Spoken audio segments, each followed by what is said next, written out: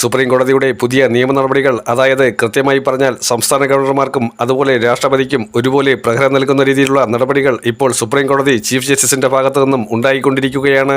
Chief ജസ്റ്റിസിനെ പരമോന്നതാധികാരം രാഷ്ട്രപതിക്കാണ് എന്ന് പറഞ്ഞ് ബോധ്യപ്പെടുത്താൻ മുൻപ് ദ്രൗപദി മുർമു ശ്രമിച്ചതുൾപ്പെടെയുള്ള കാര്യങ്ങൾ കൃത്യമായി പഠിച്ചു തന്നെയാണ് ജസ്റ്റിസ് സൂര്യകാന്ത് വിഷയം അവതരിപ്പിക്കുന്നത്. ഡൽഹി ഹൈക്കോടതി അടക്കം പല ഹൈക്കോടതിയിലെ ജഡ്ജിമാരുടെ വിഷയങ്ങൾ താൻ മനസ്സിലാക്കുകയാണെന്നും അവർക്കെതിരെയുള്ള നടപടിക്രമങ്ങൾ ഉടൻ തന്നെ ആരംഭിക്കുമെന്നും പറഞ്ഞുകൊണ്ടാണ് ചീഫ് ജസ്റ്റിസ് കേന്ദ്ര സർക്കാരിനെതിരെ വാളോങ്ങുന്നത്. കേന്ദ്ര സർക്കാരിന്റെ നടപടിക്രമങ്ങൾ എന്നത് അപകടകരമാകുന്ന രീതിയിലേക്ക് തന്നെയാണെന്ന് മനസ്സിലാക്കിക്കൊണ്ട് അർത്ഥശങ്കയ്ക്കിടയില്ലാതെ ഭയം ലവലേശം കാണിക്കാതെ തന്നെയാണ് സൂര്യകാന്ത് കൃത്യമായിട്ടുള്ള നടപടിക്രമങ്ങളിലേക്ക് പോകുന്നത്. ഇന്ത്യൻ ഭരണഘടനയെ എല്ലാ രീതിയിലും എങ്ങനെയൊക്കെയാണ് വ്യാഖ്യാനിക്കപ്പെടുന്നത് എന്ന് ഉത്തമ ബോധ്യമുള്ള ഭരണഘടനയുടെ കസ്റ്റോഡിയൻ അല്ലെങ്കിൽ കാവലാളായിട്ടുള്ള വ്യക്തിയാണ് സൂര്യകാന്ത്. അദ്ദേഹം തന്റെ മുൻഗാമികളായിട്ടുള്ള വ്യക്തികളുടെ കൃത്യമായ അവർ എടുത്തിട്ടുള്ള നിലപാടുകൾക്ക് ഒരു അംശം പോലും മാറ്റം വരുത്താതെ പുതിയ തീരുമാനങ്ങൾ കൈക്കൊള്ളുകയാണ്. ജാതി സെൻസസ് ഉൾപ്പെടെയുള്ള കാര്യങ്ങളിൽ, ഇന്ത്യയുടെ സാമ്പത്തിക മാന്ദ്യം ഉൾപ്പെടെയുള്ള വിഷയങ്ങളിൽ ചീഫ് ജസ്റ്റിസ് എടുത്തിരിക്കുന്ന തീരുമാനങ്ങൾ നമ്മൾ കണ്ടതാണ്.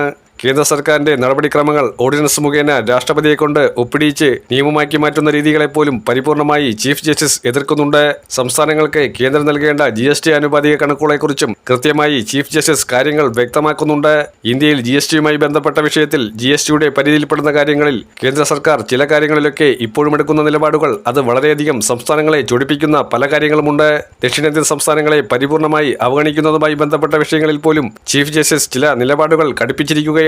കേന്ദ്ര സർക്കാരിന്റെ ഇത്തരത്തിലുള്ള നയങ്ങളോട്, പ്രത്യേകിച്ചും അവർക്ക് രാഷ്ട്രീയപരമായി സ്വാധീനമില്ലാത്ത സംസ്ഥാനങ്ങളെ അവർ ഉപദ്രവിക്കാൻ ശ്രമിക്കുന്ന നയങ്ങളോട് സുപ്രീം കോടതി കർശനമായിട്ടുള്ള താക്കീത് നൽകിക്കൊണ്ടിരിക്കുകയാണ്.